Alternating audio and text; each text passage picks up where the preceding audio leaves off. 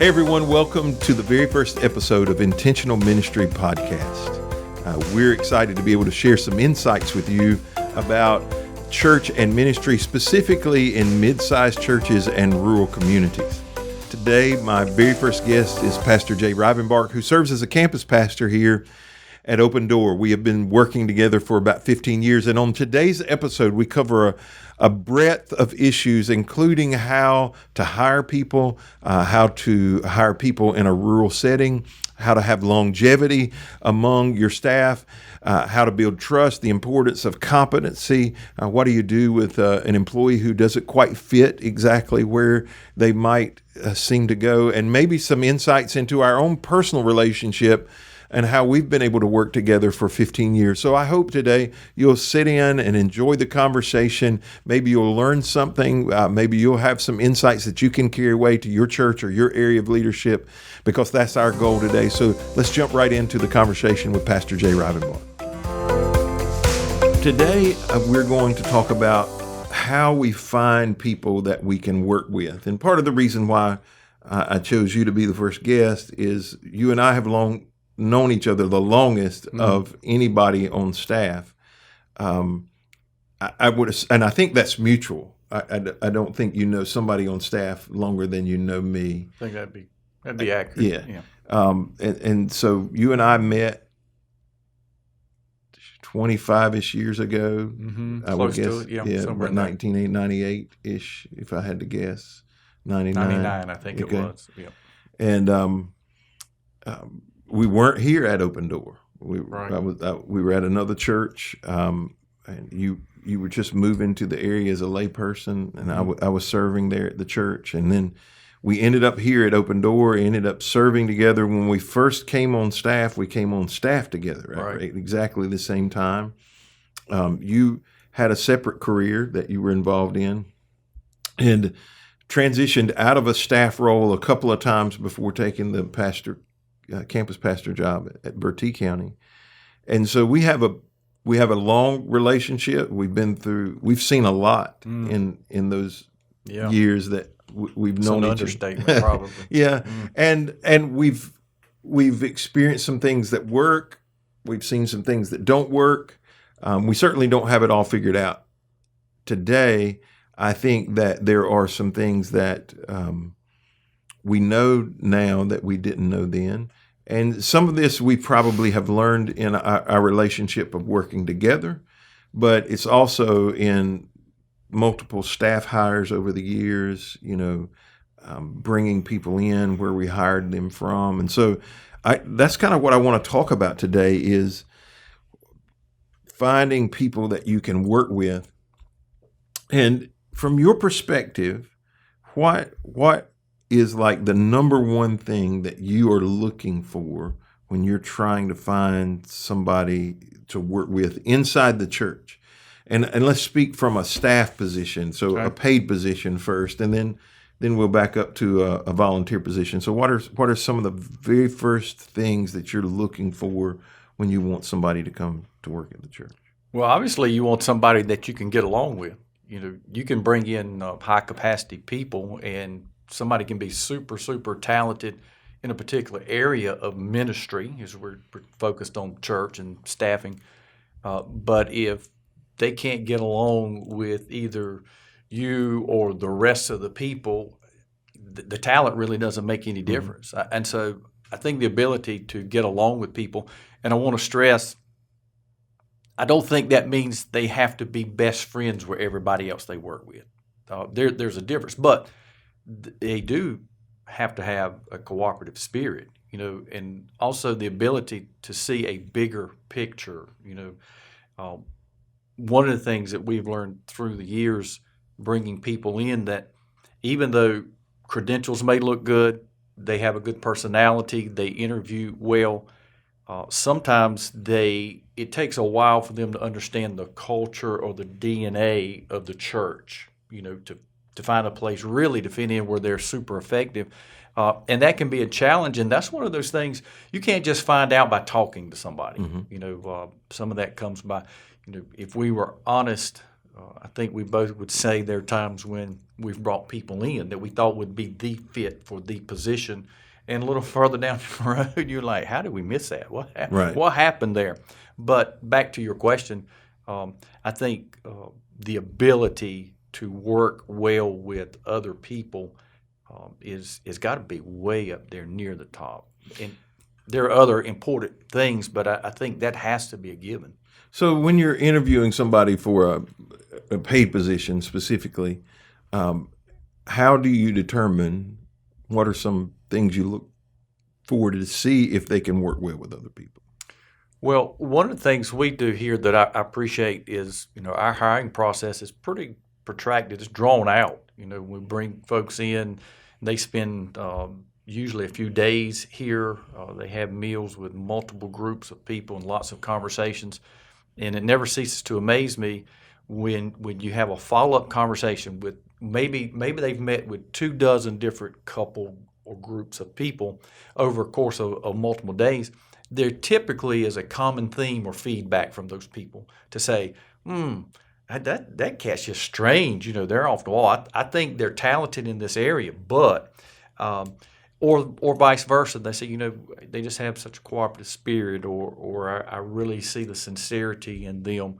And so I think part of that is leaning on other people to get feedback as to whether or not that may be a good fit. Yeah, and that can vary from time to time, because I can think of a recent hiring process that we went through, and we didn't hire this person, so you don't have to guess. If it's a staff member, then we ended up not hiring this person. But it was interesting that when they went to those dinners, so the dinners that we have, we try to bring the whole family in. So if we're interviewing somebody, we'll bring the whole family in if they're from away, and they'll go to dinner on Friday night. Typically, I'm there, me and my wife, and then invariably it ends up being Wendy and Todd. So Wendy's the administrative assistant here, or the church administrator, and then another couple of some kind. And then they'll go to Saturday at lunch, Saturday dinner, and sometimes they'll do Sunday lunch. So they're with 18 to 24 people probably over a period of time. And you get some feedback. And it was interesting with that particular interview that everybody at the table had most everybody at the table had a particular point of view, except the one sitting directly across from the interviewee. So the long story short, like the most everybody at the table felt like the spouse of the interviewee dominated the conversation. They answered all the questions. They did most of the talking. But who sat directly across from the interviewee got a different feedback, because either they felt like they had to talk to him or they were engaged one-on-one. We ended up bringing that person back in by themselves to have some conversation to see how we felt. And because how they interact at that table, and of course you want to see how they interact with their spouse as well. Those things are important, because if they can't get along with their spouse, if you're going to have a dispute, a spat at an interview. Yes. There's big problems. We got it's kind of scary. Pass. That's right. Hit the pass button. I probably don't want to. I don't want to do that. Now, that interview process is mostly for people on the outside. People on the inside. When I say people on the inside, from inside the church, we typically don't take them through that same process. Mostly because we already know them. Like if they can't get along with people, we already know they can't get along with people. And we won't hire them. But I think that interview process does allow for us to be able to do that. How big is competency in the ability for somebody to do a job? It should be right up there, right beside of that ability to get along, because why are you hiring somebody that's not competent in a particular area? Because if you're looking to hire, there's an obvious void or need somewhere. There's a hole that needs to be plugged, and you don't want to just put a body in there. You want somebody with passion and purpose and skill in that particular area who is going to grow and develop in that area of ministry and take it to a new level. And so competency is extremely high as well. is there anything more or less important than competency? And I'm looking for something right now that I thought I saved the other day, and I must not have. It was a quote about competency, and it was said something to the effect of, I would rather have people with a good attitude that I can teach than I would rather have people who know everything already and have a bad attitude. What is your experience with that? Well, I have been around folks that would meet both of those definitions. And I, too, had rather have the person who can be taught and trained and grow and develop, that has a good attitude, a cooperative spirit, has the right heart and passion, than somebody who is super skillful in an area, but they're super arrogant, they know it all, and they want you to know that they know it all, that they're skilled in that area. Ideally, what you want to find is a person who is highly competent and has those other qualities as well. Because if you can put those two together, right out of the gate, you got somebody that's going to pull a big load and make a significant difference in the ministry. But is that person, and this is somewhat of a challenge, are they easily attainable for churches in our market? No, because if they are those things, if they're super skilled in a particular area, they have the right heart, the right passion, they're cooperative with people, and they can develop and grow areas of ministry significantly, then typically they're scooped up by other larger churches who can add multiple staff, maybe compensate them more. And so for churches our size and downward, it's a bigger challenge. You think about, we have campus in Edenton, and then we have one in Bertie. I would argue that even the same person, it's going to be more difficult to get that person lured, I'm going to use that term, lured to Bertie, but just because the geography, the lack of other opportunities and the challenges there, than even at the Edenton campus. And so you magnify that by much larger markets, and churches that have larger budgets and greater numbers of staff. It typically is easier for them to identify, recruit, and then get those people. Kind of like athletics. If you got a kid that's really, really good in high school, about to graduate, the Division I schools are going to typically get those kids rather than the smaller schools. And because they're offering things. It doesn't mean we don't get skilled employees. Right. It just it makes it a challenge. It's harder. My experience is they either have to come from the inside or you have to take a couple of chances. That okay, this is they have some ability. Yeah. We're gonna roll some dice here and see if we can make this work. Then attitude becomes that much more because, location does matter here.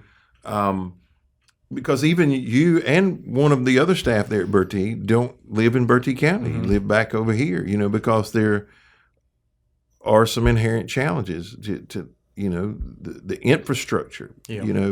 That is limited. The places to eat, shop, and it's hard to believe like Edenton is small, but Bertie's even, or at least the town of Windsor where the retail stuff is located is even smaller. Bertie County is landmass is giant, right. But it's very sparsely populated. Population, I think, is about the same in both counties. Is that? There's population-wise, there would probably there are more in Bertie, but not significantly more. But when you look at the land mass size, you're going from like the second, I think, smallest land county in the state, Chowan, to about the second or third largest land mass county. And so when you extrapolate that out, it's extremely rural. When you get somebody in on your team, so Jim Collins would call this when you get them on the bus.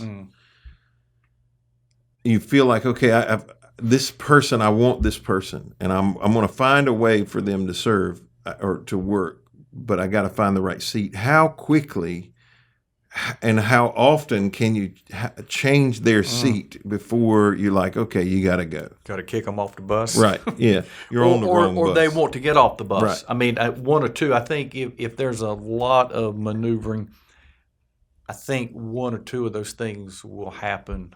Either you will help them off the bus, or either they would want to get off the bus.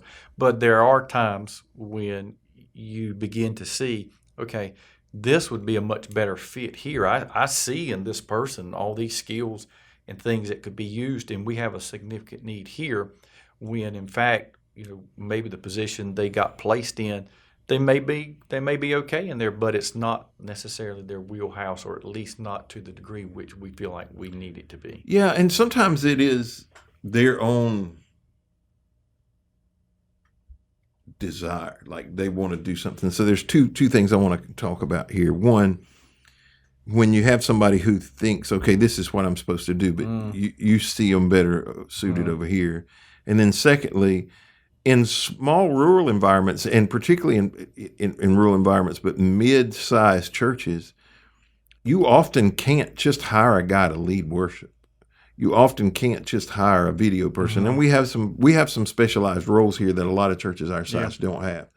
But you get lots of places where, all right, you're the youth pastor and the children's pastor, or you're the worship pastor and the youth pastor, or you're the worship pastor and you oversee creative ministries and video and live streaming, and and we've interviewed some of those people before, and so. And what you're going to find is they're going to excel at one or the other. But I want us to talk about that in just a second. But the place that I struggled the most is I specifically remember a staff member that we had here who they had a particular position, but they fell into another position because it opened up, and they did it for a while. They were not effective at the position they had been hired for, but the position they fell into, they were very, very good at. Very well received, did a great job. And my advice to them was, you need to do this. Right. Like you should stick with this job. Yeah. No, I believe God's called me to do this. And so they left our church and went to another church. And I think they ran into some of the same obstacles, and then they got out of ministry completely and totally, And in hindsight, like if they had listened, right, they could have been successful, extremely successful, in another area, and that's a difficult situation to deal with, because as leaders, if you see that and you're trying to steer somebody into an area where they can be successful, but they're just determined, no, that's not what I want to do. It's not what I'm going to do. It creates a dilemma, and if we're talking about staff people, paid positions, I think it moves the responsibility as leaders up even more so to intersect that and to say, okay, we're going to help you transition in here where you can be effective, or we help you transition out. Right. Because this isn't working so well. And that's difficult. That's difficult to do, I think, by and large, and generally speaking, in the marketplace and in business. But when it's in the church, it's compounded even more because we're Christians. We want to love people, and we want to be compassionate. And we're, if you're talking about a person no longer being on staff, if they have a family, those concerns come into play, and it makes it more difficult. And I personally believe that churches in general often withhold from making the hard choices and decisions in those areas sometimes because it is the church, rather than saying this is what is needful and best. Because another part of the problem is, and we have both experienced this, is if you're working with an individual on a recurring, perhaps daily basis, and you're seeing deficiencies, inadequacies, and you've tried to deal with them, tried to train, raise up, and there's no response, either because they don't have the competency or they're unwilling to make the changes. And then if leadership has to make difficult decisions, the general congregation doesn't necessarily understand that. They don't know the backstory. Right. And you can't go out and say that and tell. Well, you shouldn't. That's right. You Well, could. okay, let me rephrase that. You shouldn't go out and tell that whole backstory, And sometimes people will look at the leadership and say, "Oh, y'all mistreated those folks. You took advantage of them," when that wasn't the case at all. And so that's another problematic area. Yeah, I can think of. Well, my experience has been that every staff change is a tipping point for somebody. They either loved that person or they were already mad, and this just became their excuse to go. Just looking at opportunity. But in every transition, there are people who transition away from the church. And this is true everywhere. So yesterday here,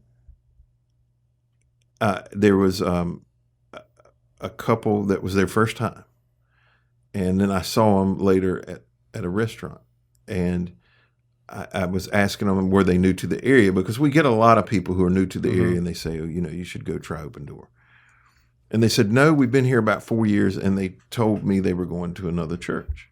And they said, but the pastor there is leaving, and we liked the pastor. We didn't really like the church, which was an interesting thing. Like, I'd never heard anybody express it quite that way. They said, we liked the pastor, we just didn't like the church. So now he's gone, and so we're trying to find a church that we like. And really, they're trying to find a pastor they like. Right? Then. Yeah. I mean, if they were that attached to a personality, but the truth is, personalities do have some impact on that. Yes. And when people transition out, it does have some impact on your church. Because I find that people move along with it. It's a tipping point often with those people, and invariably, I can't think of a time where we had a staff transition that somebody in that transition didn't also go along. Yeah, and I think as leaders and those who may be listening to this, I think they need to know that, understand that, and just prepare yourself mentally, emotionally. You don't want to lose anybody, but it's going to happen. It may be 2 or 3. It may be 2 or 3 dozen, depending on the person, the position, how long they've been there. But just understand that it's going to happen. It's a natural process. But then you have to be looking and thinking, though, look at the growth and the development and the potential that's going to come in behind that with the new replacement when that comes in. Or if they're a bad hire. Yes. Getting them out of the way. Yes. Now, I will say, because 2 or 3 people is one thing. 2 or 3 dozen is a different thing. Would you say that if 2 or 3 people leave, that's normal? If 2 or 3 dozen people leave, you should evaluate how this went down. Well, let me say, first of all, if you're in a church of 50 people, it needs to be evaluated and reevaluated. I mean, that's even 2 or 3 people in a church of 50. But if you're in a church of 5,000 and 2 dozen leave, he's like, okay, that was a small number. So I think it's relative. You got to put it in perspective, and so the number, the percentage, would matter based on the overall impact. But if it's having a huge significant, then it has to be or should be evaluated. I mean, let's talk about reality. I mean, when you came along, there was there were a lot more than 2 or 3 dozen. Well, I was going to be kind, but it was there were a number of 50-ish folks. I don't know if it was that high. It may have been, but it was a significant number. But there were reasons for that because, like you said, they had attached to a personality more. And there were things that we shouldn't say publicly. Absolutely, 100%. Trying to do the right thing, taking the high road, because there could have been things that were said, told, divulged that for some of those people would have been, okay, let me rethink this thing. But it also would have adversely affected many of the people who didn't leave at the same time. That's right. And so it was one of those extremely difficult situations. And it would have been very difficult for some of those people to come back, and many of them have. Many of them have made their way back to Open Door and gone, you know what, I'm okay now. Yeah. Because we've had multiple staff transition. That was a transition at the top, which is that's the most challenging. That's the most challenging transition, and you invariably are going to have people leave. Sure, 100%. I mean, and that's the place you're going to have the most people leave. Typically, is when that transition happens at the top. And churches have to be better at that. As a matter of fact, I was just reading a blog this morning, and it's a mega church that I'm familiar with, and I know the people there. Last Sunday, August the 6th, they transitioned their lead pastor, their executive pastor, and their CFO, because it's a big church, the same day to 3 new people. The pastor of 36 years, so it's a multi-campus church. But the article, the guy that was writing it was one of those transitioning out, and he was sharing, how that happened. Churches have to be proactive about those transitions, because I know of a church right now, and it's worked out, at least so far. I'm gonna give them the benefit of the doubt. They hired a guy to lead worship, and I know him. Okay, so I know him, and he had been fired from his previous church for moral failure, like extreme, like he just disappeared with somebody that wasn't his wife. And then he came back, and it was like it was over. And 3 months later, another church hired him, and they never they didn't know about it. They never called the previous church to ask what was going on. They just hired him. And obviously he didn't divulge it. No, he didn't go ahead and say, which to me I want to give y'all, that's right. I mean, really, but right. Wow.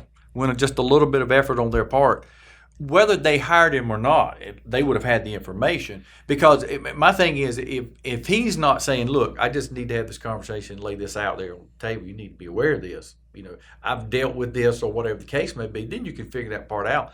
But to me, not laying it out there and putting it out there says a lot about lack of character. Yeah, well, if he don't divulge it, and then they didn't call to ask, you got ignorance and somebody taking advantage of ignorance, and which is a very, very dangerous situation when you're hiring people. Which brings me to the issue of trust. How big is trust when it comes to finding people you can work with?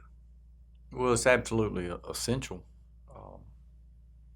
And trust covers, I think, every facet of life. I don't think there's an area of life, particularly as a ministry person, as a staff person, that trust shouldn't come into play. Do you trust this person, one, to do what they've been hired to do? Do you trust them in their spiritual relationships? Do you trust them in their physical relationships? Do you trust them to be good stewards of resources God has given them? Trust is essential. I don't think you can function effectively without trust. You have said numerous times, I made myself a note as I thought about it, that you had rather people trust you than like you.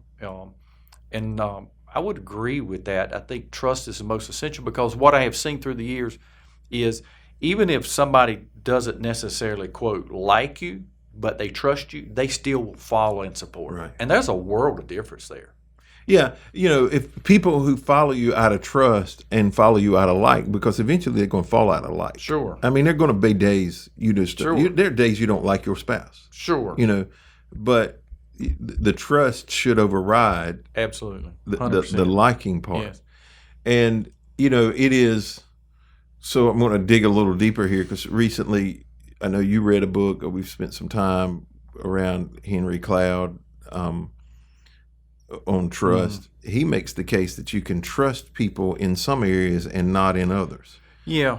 And can that be true in the church? Can you have people that you trust, okay, because they perform really well over here, but I don't trust them to turn in receipts. I don't know what.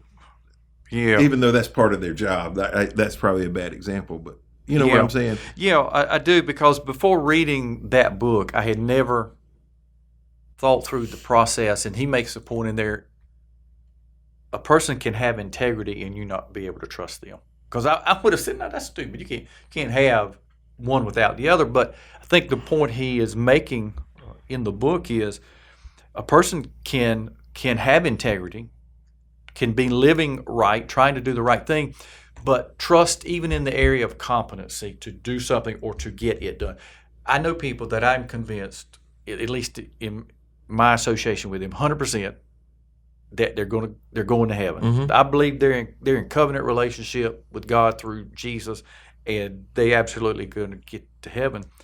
But would I trust them to handle any money because of how they have proven in the past, whether it be personal or otherwise, that they are good stewards of that? No, I wouldn't. Right.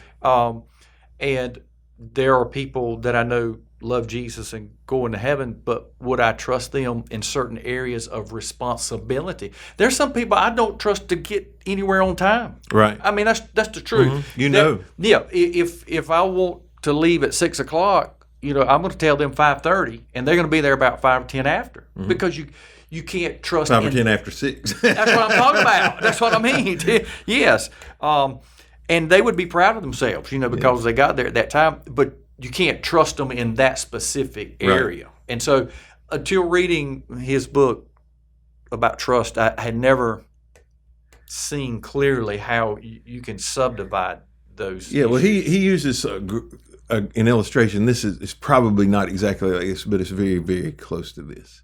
He said his wife goes to a great gynecologist who is extremely has high integrity. He said, but I don't want him doing my knee replacement. Yeah. Because I don't trust him to do my knee replacement. And the trust is about specifically the knee. It's not about whether he's an honest person. It's not about whether he's a good gynecologist. It's like he's not trained to for that job. And I see people in the church. This is the struggle in the church. You talked earlier about, we got to love everybody. I think the church confuses mission and ministry and who, you're supposed to be on mission. You're supposed to have a ministry, but you ain't supposed to hire them. Yeah, you don't want to do that. And because that becomes a problem, when you're like, okay, I'm gonna hire this person. I'm gonna rehabilitate them. I'm gonna help them change, and but they're not competent. Yeah. They're just not competent to do the job. And having spent my entire life in church, preachers, that's the number one place I've ever seen it. Because usually by the time you're hiring secondary people, whether it's a youth pastor, a children's pastor, you've got somebody at the top that's pretty sharp. You usually, rarely is a buffoon growing a church. But there are thousands and thousands and thousands and thousands of churches being led by men who are going to heaven, who have integrity, but they can't preach. They don't have any pastoral skills, virtually no leadership skills. Zero. It was either nobody else would do the job. They misheard God. I don't know, because see that's the thing that is so complicated. Yeah. We talked about moving people on the bus. When somebody says, I'm called to be X, and you're like, no, you should be over here doing this, you would be way better. And they're like, no, I got to follow my calling. Well, I can't argue with God. The minute you bring God into the conversation, I'm at a loss. What am I going to say to God? If God's already told you that, who am I to argue with him? I've seen numerous situations of that through the years. I too have been in and around church all my life. And John Maxwell uses the term the law of the lid. Well, I've seen some. I don't even want to be in that container with them, because that lid is so low. And honestly, there have been times when I have asked myself, how did they think that was what they were supposed to be doing? How did anybody else think that's what they were supposed to be doing when the standard and the bar and the lid was down here, and it never changed significantly? And so therefore, what was accomplished for the kingdom always stayed down here. Yeah, and that doesn't mean now. So I want to clarify. You don't have to be a great preacher to be a great pastor. That's the first thing I want to say. You're going to struggle to get people to come if you can't communicate. That is a key element of it. I know some guys who are what I consider to be, they give great pastoral care. They're just terrible communicators. Like they love to visit, they love to counsel, they love to nurture people, they love to sit at the hospital. Yeah. They're great at it. But when it comes to composing a sermon and delivering that sermon, like, it's challenging. That's why he has so much pastoral care to give. He is sickened at them. But if that person could find the right place, Yes. like, so I also know guys, and I would fall more to this direction, who are good communicators, but the pastoral care element isn't there. Yeah. If you could find the situation where you can support those people, the problem is we have such expectations of jobs that we feel like, as a matter of fact, as we're recording this tomorrow in a conversation we're having, one of the things I heard on a podcast that we're going to talk about as staff, is there is this playbook or narrative already written for your job that you think in your mind you've got to do these things. And a lot of times guys see a job and they're like, okay, if I got to be a pastor, it means I also got to be a preacher. Or if I got to be a preacher, it means I also got to do pastoral care. And sometimes that's not the case. And I see guys, I can think of a situation that I was involved in. The man's gift was preaching. That was his gift. And we tried to arrange it where that's all he had to do. But he felt out of control only doing that. So he would constantly trying to get involved in things that he shouldn't have been involved in, that he wasn't trustworthy in, skilled in, didn't need to be doing. And so he's constantly trying to reach over here. Whereas if he had just said, okay, this is my lane and I've got people who can do these other things, we all can excel. In that situation, that person's success would have been magnified and multiplied because getting out of their lane or wheelhouse created a multitude of challenges and issues constantly.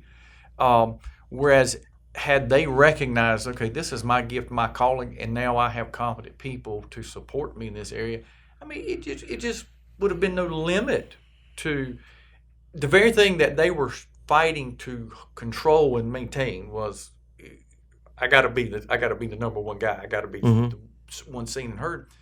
Would have magnified and multiplied had they had the wisdom to allow other people that were good at those other things to do them. And it's perfectly fine to be seen and heard, but just turn loose of this stuff. Sure. We're so afraid that we're not going to get credit for something that somebody else is going to get credit for, that we could have turned loose to someone else.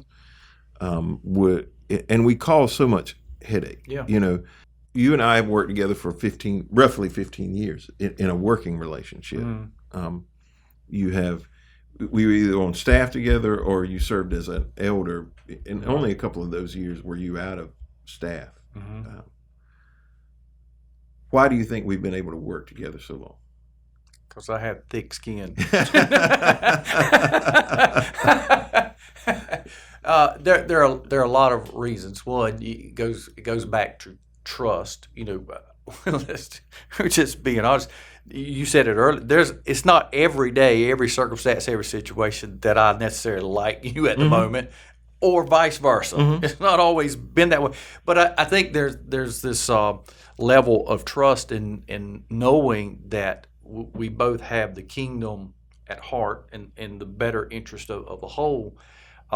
And so we're able to work through those things and set those things aside and stay refocused, and that it's not about individual attention for either one, or at least I'm convinced of that. Right. For you, and as well as for me, it's about what needs to be done. And so, we're able just to dig down and get done what needs to be done. And I think being able to see the bigger picture, being on the same page, has a lot to do with that. It goes a long, long way. Yeah. And I think there are a lot of relationships, work relationships, and we're fortunate here. The overwhelming majority of our staff are local, and I would say that in our situation, we have had much better success at creating long-term solutions when people already know the area, comfortable with the area, because we have some unusual pieces. You move, the closest Walmart's 30 miles away, the closest Target's 75 miles away, and you bring in a family. It just has certain challenges. Yeah. We're fortunate here that we have some long tenured staff members. Actually in a continuous span. At least this time, Wendy's been here for 12 years now at this point, a little longer. And, that is there's pluses and minuses to that,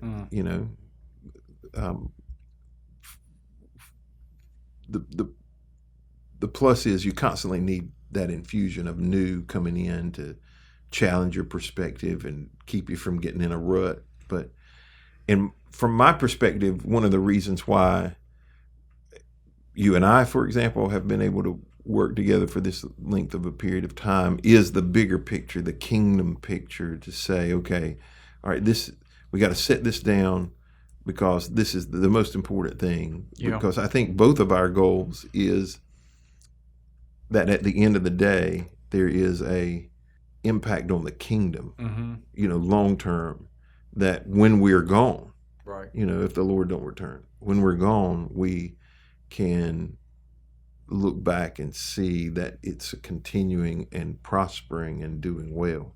Yeah. And I get over dislike probably easier than you do, and I make it easy for people to dislike me at times. You practice well. I recognize that, but once you learn, and of course not just for you and I, and these are some of the things we'll talk about on this leadership podcast.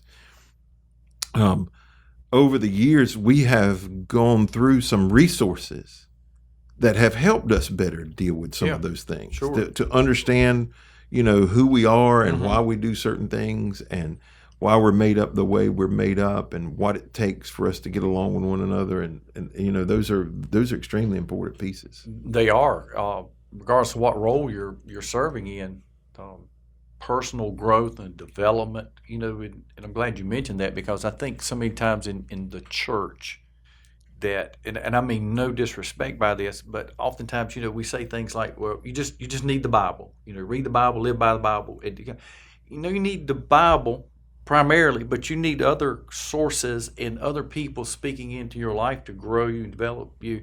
You're not the same person or the same leader you were 5 years ago, 10 years ago. Honestly, I mean, there have been significant areas of growth in your life that I see and know because I've been there along the way. And I would hope that other people would say the same about me. And I believe that to be the case because my wife occasionally tells me, and she knows me better than anybody. And so, there is a responsibility. You don't get at a place and a position and then say, okay, that's the period. That's the beginning point of growth and development to continue to grow and develop people under you and behind you. Yeah, and you have to be doing that whether you're in a small church, a mid-sized church, or a large church. Yeah. And if you're not developing the people, if you're not developing the resources and the people that you already have, you're not going to have anybody coming along. I mean, because one of the reasons why we have people that we can hire internally is because we are doing some kind of development. We're putting them to work, finding things for them to do. So, closing comments you wanted to make today before we wind this down? I just had one thought that came to my mind. It was one of John Maxwell's books. I think it was 360-Degree Leader, and he has a chapter in there or a section about leading from the middle. And my entire time and roles here at the church have been always from the middle.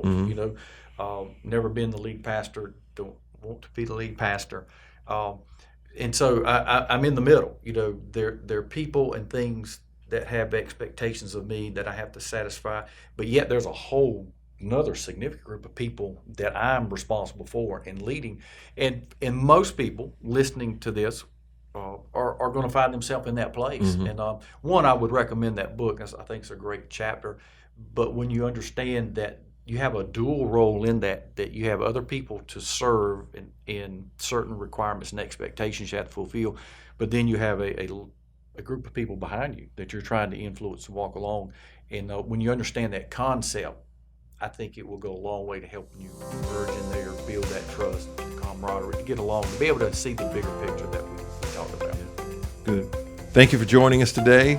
My single takeaway, or my most important takeaway, is the importance of the big picture. When you see a bigger picture, when you understand the greater picture, it makes it much easier for you to work together as a team. And I hope maybe you had some insights to that today as well. Hope you'll be back with us again next month as we have another edition of Intentional Ministry Podcast.